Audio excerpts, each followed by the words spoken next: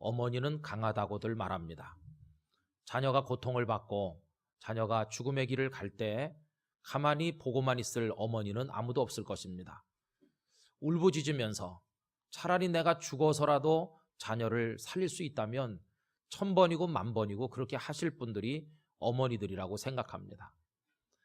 지금부터 2000년 전에 예루살렘에서도 죽어가는 한 아들을 지켜보는 어머니가 계셨습니다. 그 아들은 예수님이셨고 그 어머니는 마리아였습니다. 예수님께서 십자가로 나가셔서 그 언덕 위에 매달려 돌아가시는 모습을 그 어머니가 지켜보게 된 겁니다. 가시면류관에 찢겨진 이마로부터 피가 흘러 눈을 가리고 얼굴을 타고 흘러내리고 채찍에 맞아 피투성이가 된 몸에 옷이 찰싹 달라붙어서 그 상처를 자극하고 그 무거운 십자가를 지고 쓰러지고 또 쓰러질 때마다 로마 병정들의 채찍이 사정없이 그 등판에 떨어져 내립니다. 그 모든 모습을 그 어머니는 지켜봐야만 했습니다. 그 얼마나 비통하고 뭐라고 말할 수 없는 참담한 상황이었을 것입니다. 여러분, 우리네 어머니 같으면 그 상황에서 어떻게 했을까요? 아마 우리 어머니들 같으면 막 그 앞에 달려나갔을 겁니다. 막 떼굴떼굴 구르면서 팔을 벌려 막았을 것입니다. 못 간다고. 이놈들 차라리 나를 죽이고 데려가라. 이런 식으로 말하면서 그 십자가로 가는 길을 막 막았었을 것입니다. 그런데 여러분, 참 이상하게도 마리아는 그렇게 하지 않았습니다. 찢어지는 가슴에 슬픔으로 눈물 흘리며 울기는 울었으나 십자가를 향해 가는 아드님 예수님의 앞길을 가로막지는 않았다는 것입니다. 그냥 지켜보았습니다. 그냥 따라갔습니다. 그 손과 발이 못에 뚫리고 옆구리가 창으로 찔림을 받고 피와 물이 흐르고 숨을 거두기까지 6시간 동안을 가장 가까운 곳에서 그 모든 참담한 상황을 지켜보았습니다. 기절하지도 않고 쓰러지지도 않았습니다. 몸부림을 치지도 않았습니다.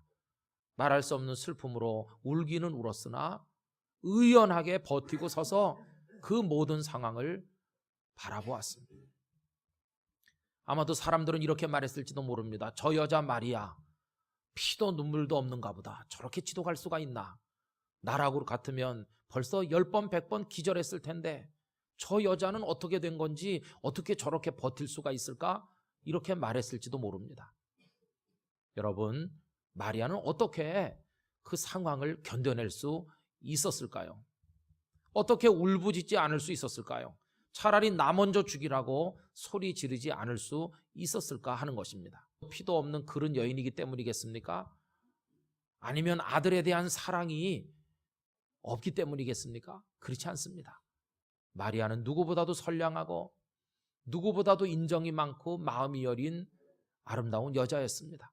그리고 누구보다도 아들을 뜨겁게 사랑하는 어머니였습니다.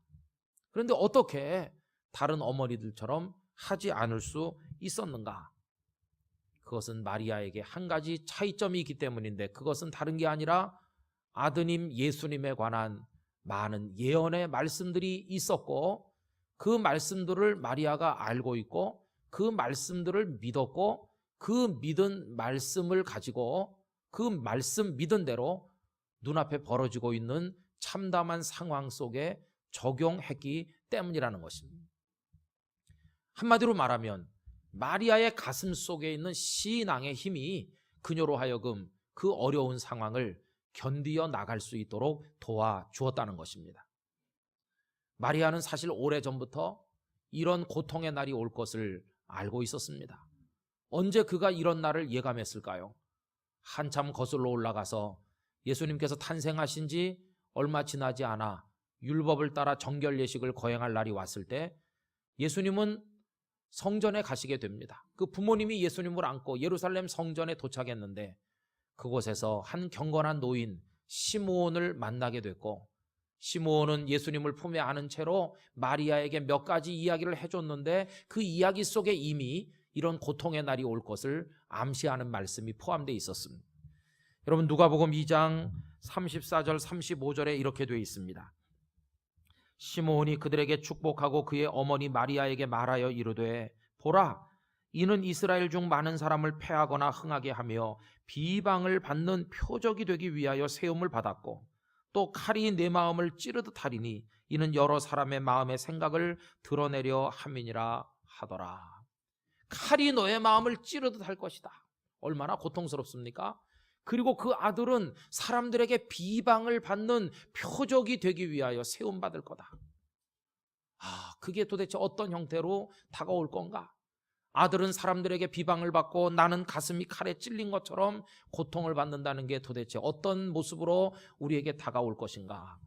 이것을 가슴에 품고 살았는데 어느 날 예수님이 십자가에 달려 죽게 되는 상황이 왔을 때 마리아는 그 오래전 시므온이 했던 말씀이 눈앞에 벌어진 것을 알게 됐다는 것입니다. 하나님, 이 모든 일이 당신의 작정 속에서 되는 일이군요. 말씀하신 대로 십자가를 향해 나가는 것이군요. 하나님의 예정 가운데 되는 거라면 내가 어떻게 가로막을 수가 있겠습니까? 내 가슴은 찢어지는 대로 슬프고 눈물을 감출 수 없지만 나는 감히 십자가로 가는 그 길을 막을 수는 없습니다. 그러면서 바라만 보게 됐다는 겁니다. 여러분, 마리아가 기억하는 말씀은 이것뿐이 아닙니다. 처녀가 잉태했다는 소식을 그 정혼한 남자 요셉이 듣고 충격을 받고 마리아를 데려와야 될는지에 대해서 고심하고 있을 때 하나님의 천사가 요셉에게 나타나서 해주신 말씀이 있죠. 그 말씀을 나중에 남편 요셉으로부터 전해 들었을 것입니다. 그 말씀이 무엇입니까? 마태복음 1장 20절에 보면 이렇게 되어 있습니다. 다윗의 자손 요셉아, 내 아내 마리아 데려오기를 무서워하지 말라. 그에게 잉태된 자는 성령으로 된 것이라. 아들을 낳으리니 이름을 예수라 하라. 이는 그가 자기 백성을 그들의 죄에서 구원할 자이심이니라. 죄로부터 백성들을 건질 구원자다. 이 말씀이 마리아의 가슴 속에 살아있는 것입니다. 30살쯤 되셨을 때 예수님께서 어머니, 저는 이제 집을 떠나고 고향을 떠나서 온 세상에 하나님의 복음을 증거하고자 합니다. 이렇게 떠나실 때 마리아는 그 길을 가로막지 않았습니다. 애미를 두고 가다니 무슨 말이냐, 이렇게 하지 않았습니다. 그의 떠나는 길이 사람들을 죄로부터 건지기 위한 메시아의 길이라면 기꺼이 가게 해야지 하면서 그 길을 막지 않았습니다. 십자가를 지고 올라가는 예수님을 바라보는 그때 마음도 똑같습니다. 하나님 아버지, 이것이 메시아의 길이라면, 이 고통의 길을 걸어서 죄인들을 구원하는 것이라면 하나님 아버지, 부디 이 길을 통과하심으로 저와 우리들의 죄가 용서되게 하여 주시옵소서. 그러면서 울기는 울지만 그 길을 가로막지는 않았다는 것입니다. 여러분, 그뿐이 아닙니다. 마리아의 가슴 속에 살아있었던 또 다른 말씀은 그가 순결한 처녀였을 때 천사 가브리엘이 나타나서 아기를 낳을 것을 예고하는 그 말씀, 그것 역시 살아있었습니다. 누가복음 1장 30절 이하에 보면 이렇게 되어 있습니다. 천사가 이르되 마리아여 무서워하지 말라. 내가 하나님께 은혜를 입었느니라. 보라, 내가 잉태하여 아들을 낳으리니 그 이름을 예수라 하라. 그 다음에 그 예수님이 어떤 존재가 될 것인지를 말씀하는 놀라운 내용이 나옵니다. 그가 큰 자가 되고 지극히 높으신 이의 아들이라 일컬어질 것이요 주 하나님께서 그 조상 다윗의 왕위를 그에게 주시리니 영원히 야곱의 집을 왕으로 다스리실 것이며 그 나라가 무궁하리라. 그는 큰 자요 지극히 높으신 하나님의 아드님이요 그리고 왕으로서 그 나라를 다스릴 것이고 그 나라는 무궁하다고 말씀했다. 나는 그 말씀을 믿는다. 그렇다면 이 길, 이 고통의 십자가의 길, 이렇게 해서 죽음으로 그분이 끝날 뿐이 아니시지. 이 십자가 넘어 그 다음 길에는 영광이, 위대한 부활이 이분을 기다리고 있음이 틀림없다. 고난의 길을 가는 것 같지만 사실은 영광의 길을 가는 것이요 죽음의 길을 가는 것 같지만 부활의 길을 가는 것이요 지금 이분은 왕의 도를 따라 가고 계신 것이다. 그렇다고 한다면 내가 어찌 슬프지만 그 길을 가로막을 수 있겠는가? 그러면서 울기는 하지만 그 길을 가로막지는 않았다 하는 겁니다. 아마 마리아가 드리는 기도가 있었다면 이랬으리라고 생각합니다. 가십시오. 당신은 내 아들이었으나 내 아들이 아닙니다. 당신은 하나님의 아들이십니다. 나를 포함한 모든 사람의 구원자이십니다. 가는 이 길이 구원의 길이라면 가십시오. 나는 당신이 반드시 우리에게 영원한 생명을 주실 것을 알고 믿습니다. 이 비천한 여인이 감히 하나님의 아들이신 당신의 어미라 불렸고 그렇게 여겨질 수 있었던 지난 세월의 은총에 대하여 깊이 감사할 뿐입니다. 난 지금 당신을 아들로 바라보는 것이 아니라 날 구원하실 구원자 메시아로 바라보고 있습니다. 오늘은 당신의 고통으로 인해 슬프고 눈물이 흐르지만 그러나 당신이 부활할 그날 오늘의 눈물에 비할 수 없는 영광이 있을 것을 알기에 오늘 기꺼이 십자가로 가시게 할 수 있습니다. 이것이 마리아의 생각이요 고백이었을 것입니다. 이 신앙이 그 참담한 상황 속에서 마리아로 하여금 쓰러지지 않게 하고 견디게 하고 기꺼이 십자가로 가도록 그 길을 열 수가 있게 만들었다는 것입니다. 성도 여러분, 우린 신앙인입니다. 우린 신앙생활을 하고 있습니다. 그렇다고 한다면 신앙이라고 하는 것이 저에게나 여러분들에게나 어떤 의미를 가진 것일까요? 몇 가지 개념을 머릿속에 집어넣는 것일까요? 아니면 몇 가지 내용을 인정하고 그렇다 이렇게 받아들이는 것입니까? 그 정도에서 끝나는 것은 아닐 것입니다. 단지 몇 가지를 믿는 것으로 신앙생활을 한다고 말할 수는 없을 것입니다. 왜냐하면 신앙은 우리 전 인생의 원리이며 우리가 이 세상을 살아가는 기준이 되고 근거가 되는 것이 바로 신앙이기 때문에 그렇습니다. 마리아는 가브리엘을 통해 그리고 요셉을 통해 그리고 시므온을 통해 전달된 그 말씀을 받아들였습니다. 그 말씀을 믿었습니다. 그 말씀을 믿는 대로 생각하고 판단하고 행동하면서 눈앞에 벌어지는 상황에다가 그 말씀을 적용하였습니다. 피 흘리며 걸어가시는 아드님 예수님을 바라볼 수 있게 만든 용기, 그것은 어디서 왔는가? 그것은 신앙에서 온 것입니다. 이분은 단지 나의 아들이 아니라 하나님의 아들이시다. 우리를 구원할 구원자이시다. 그리고 이분은 부활하실 생명의 주님이시다. 이분은 만왕의 왕이 되실 분이시다. 그 사실을 믿었더니 그 믿음이 현장에 적용이 되니까 그 어려운 상황을 견뎌낼 수 있었다는 것입니다. 여러분, 신앙이 마리아로 하여금 슬픔을 이기게 만들었습니다. 신앙이 마리아로 하여금 그 상황에서도 의연하게 설 수 있도록 만들어 주었다는 것입니다. 저는 이 시간 우리들이 신앙이 뭔지 생각해 보는 기회를 갖게 되길 원합니다. 나에게 있어서 신앙은 어떤 것인가? 어떤 의미를 가졌나? 어떤 중요성을 가졌나? 내 삶은 신앙에 의하여 어느 정도 어떠한 영향을 지금 받고 있는가? 나는 말씀을 기억하고 믿는가? 그러면 믿는 그대로 내가 평소에 생각하고 판단하고 문제를 해결하고 행동하며 현장에 적용하며 살아가고 있는가? 여러분, 이런 주제들을 생각해 보실 수 있기를 바라는 것입니다. 예수님께서는 복음서 곳곳에서 이 중요한 문제를 우리에게 제기하고 계시는데 오늘 본문이 바로 그런 내용 중에 하나입니다. 베다니 마을에 나사로, 마르다, 마리아 3남매가 살고 있었습니다. 예수님은 이 3남매를 끔찍이 사랑하셨습니다. 그러던 어느 날 나사로가 중병에 걸리게 됐습니다. 마르다와 마리아는 당황해서 예수님께 사람을 보내서 빨리 와달라고 요청했습니다. 예수님이 달려오셔서 오라비를 고쳐줄 거라고 기대했기 때문입니다. 그러나 예수님은 지체하시면서 오시지 않았습니다.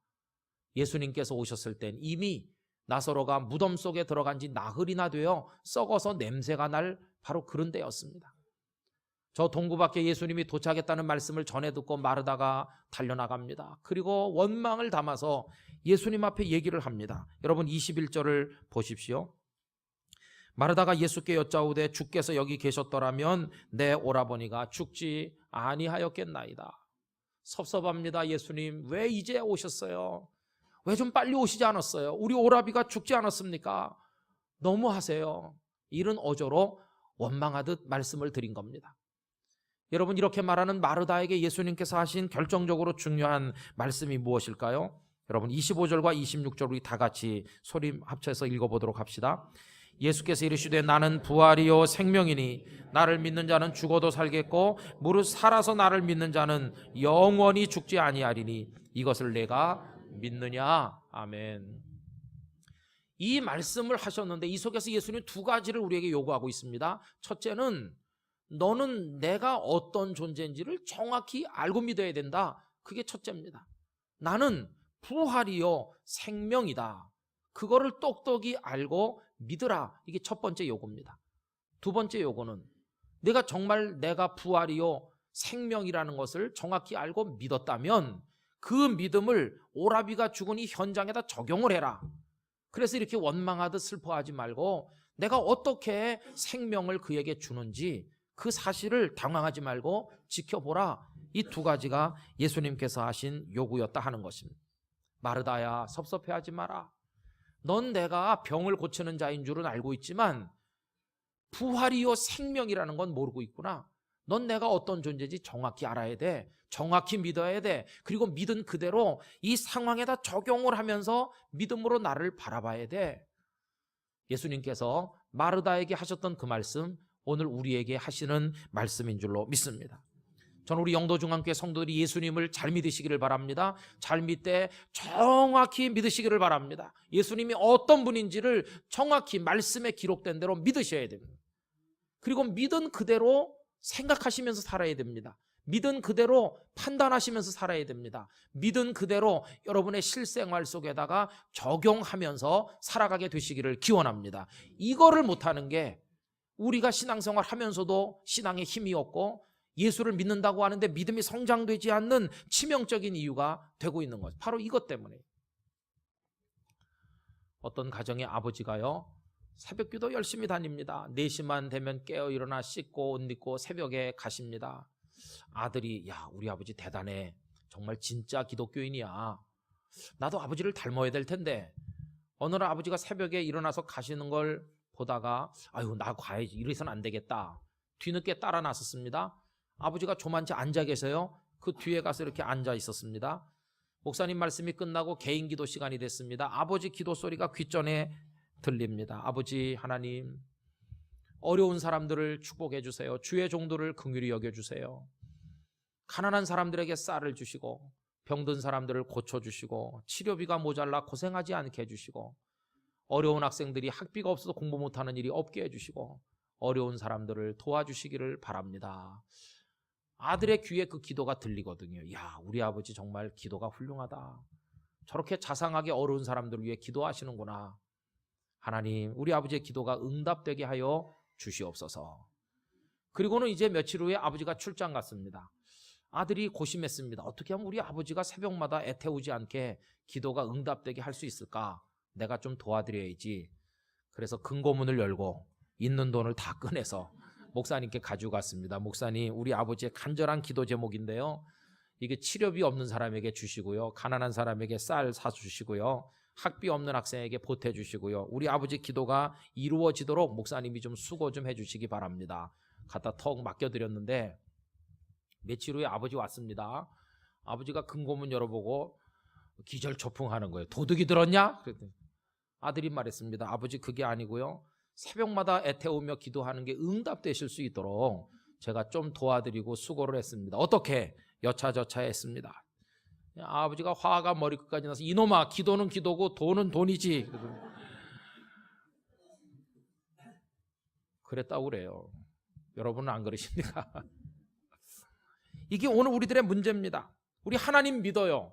하나님의 말씀도 믿어요. 그죠? 그러나 그게 끝입니다. 그 믿은 대로 생각하지 않아요. 그 믿음대로 판단하지 않아요. 어떤 문제가 생길 때 그 믿은 그대로 문제를 해결하려고 접근해야 되는데 그렇게 하지 않습니다. 그래서 여러분 우리는요 믿는 거하고 판단하는 게 다 달라요. 믿는 건 믿는 거고 내 생각은 생각이고 이 사는 거하고 믿는 게 다 따로따로예요. 여러분 말씀을 믿고 하나님을 믿고 그 믿은 대로 생활에 적용하면서 살아간다면 어떻게 될까요?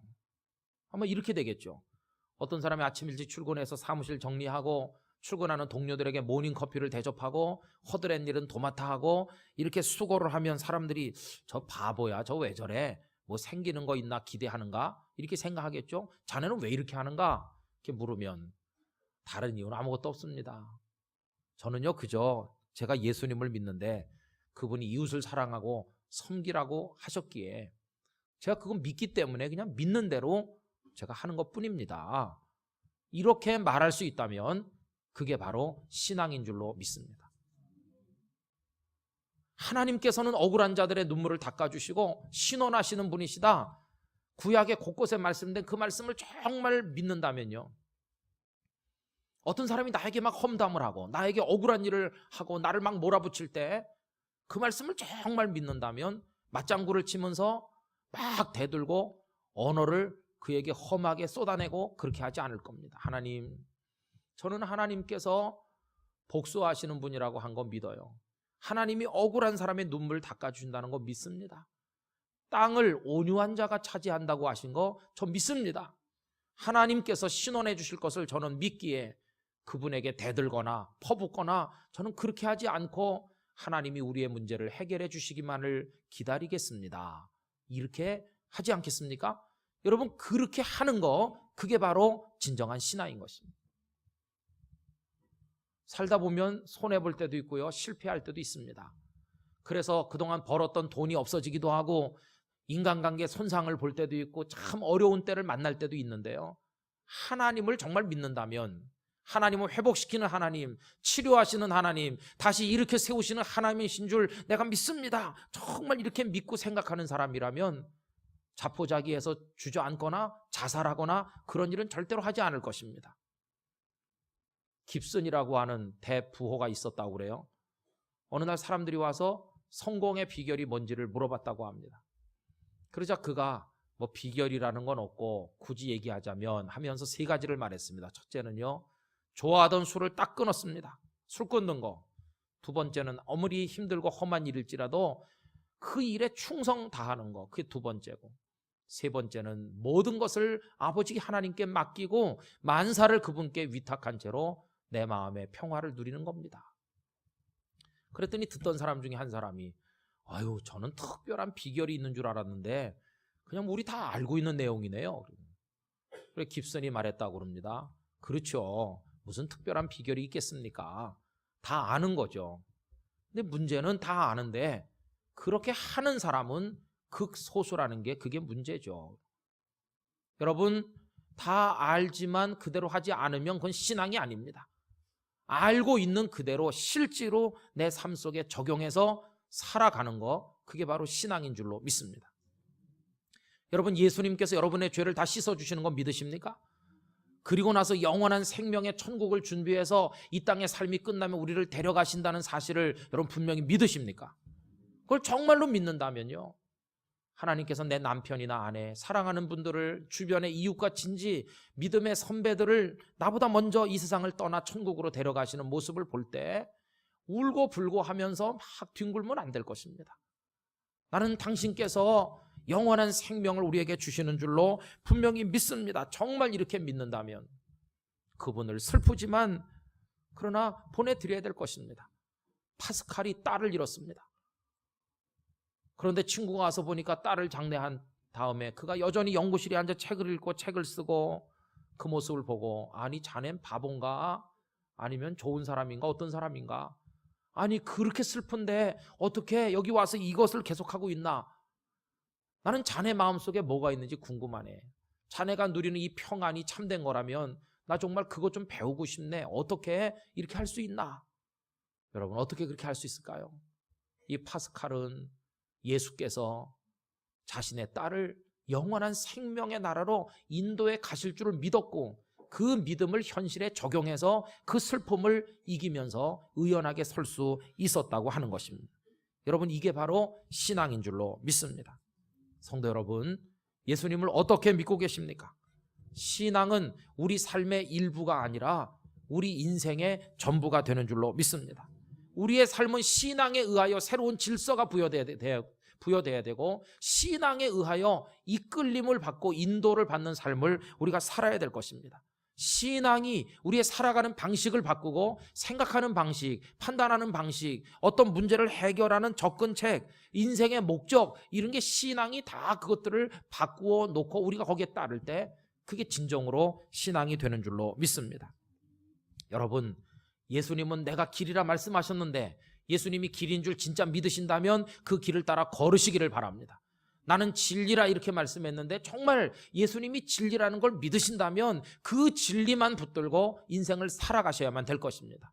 나는 생명이라 이렇게 말씀했는데 정말 그걸 믿으신다면, 안 믿는다면야 얘기가 다르겠지만 정말 예수님이 내 생명인 거 믿는다면 삶과 죽음을 다스리는 그분 앞에 우리의 미래와 죽음까지 다 맡길 수 있는 그런 분들 되실 수 있을 것이라고 믿습니다. 신앙대로 행동하고 적용하며 승리하시게 되기를 기원합니다. 예수님은 물 위로 걸으신 분이시죠. 물 위로 걸은 사람이 또 한 사람 있죠. 예수님 빼고. 누굽니까? 그 제자 베드로죠. 베드로 외에는 아무도 없습니다. 여러분, 그럼 베드로는 어떻게 걸을 수 있었습니까?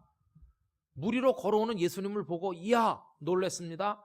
그런데 예수님께서 오라 이렇게 말씀하니까 믿음이 생겼습니다. 나도 걸을 수 있을 거야 이렇게 믿었습니다. 그런데 중요한 것은 믿고 배 위에 그냥 있는 게 아니라 그걸 현실에 적용해서 물 위로 뛰어내리는 행동을 했다는 것입니다. 뛰어내렸더니 걸을 수 있게 됐습니다. 그가 의심이 생기자 다시 빠져서 문제지, 그는 몇 발자국이라도 그 신앙을 현장에 적용하는 행동으로 인하여 물 위를 걷는 특별한 존재가 된 것입니다. 신앙은 위대한 힘을 가지고 있는 줄로 믿습니다. 그런데 여러분, 이 신앙이 위대한 힘을 가졌다는 것을요 실제로 체험하면서 사는 사람은 극소수에 불과합니다. 저는 우리 영도중앙교회 성도들이 신앙이 가진 위대한 힘을 현장 속에서 체험하게 되시기를 간절히 기원하는 것입니다. 어떻게? 신앙대로 생각하고 판단하고 행동하고 적용하면 그 말씀들이 살아서 역사하는 말씀이 되고 하나님께서 우리 삶 속에 어떻게 일하시는지를 분명히 알게 될 줄로 믿습니다. 그런 능력 있는 성도, 능력 있는 교회가 되기를 간절히 소원하는 것입니다. 여러분, 찬양가사 그대로 지금 우리 모두 주의 보좌 앞에 나와 있습니다. 우리는 그 하나님을 경배하고 찬양합니다. 하나님은 우리의 구원자이십니다. 보좌에 앉으신 하나님과 그 어린 양 예수 그리스도로부터 우리를 향해서 구원의 은총이 임하고 있는 줄로 믿습니다. 여러분, 그거 믿는다면 좌절하거나 포기하거나 주저앉아 있지 않게 되기를 원합니다. 그 믿음을 여러분들의 어려운 현장에다가 적용을 시켜서 그 하나님을 의지하면서 일어서시는 여러분들이 되시기를 기원하는 것입니다. 매 순간에 적용하고 모든 일에 적용하면서 하나님의 도우심을 체험하게 되시기를 간절히 기원하는 것입니다.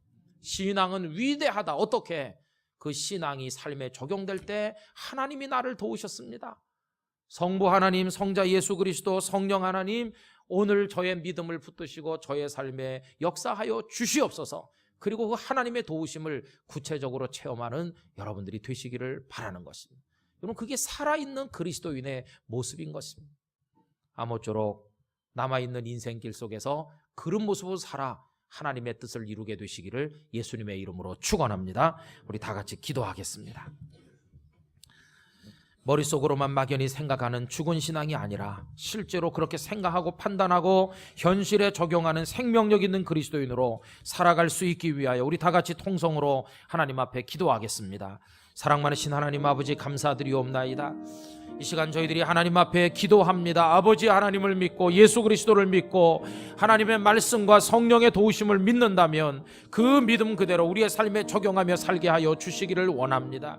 아버지 하나님, 마리아가 예수님의 가는 길을 울진했지만 가로막지는 않았던 것이 그의 가슴 속에 신앙이 있었기 때문입니다. 예수님이 구원자이시며 예수님이 부활의 주님이시며 생명의 주님이신 걸 믿었기에 그가 승리했던 것처럼 하나님, 저희들에게도 그러한 은총 허락하여 주시옵소서. 영도중앙교회와 사랑하는 성도들이 그 믿음의 힘으로 일어서도록 은혜 내려 주시옵소서.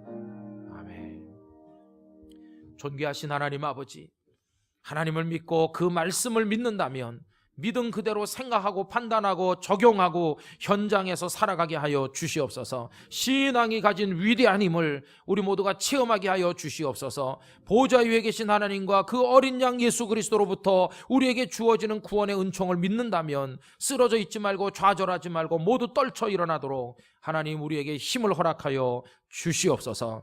예수님의 이름으로 기도하옵나이다. 아멘.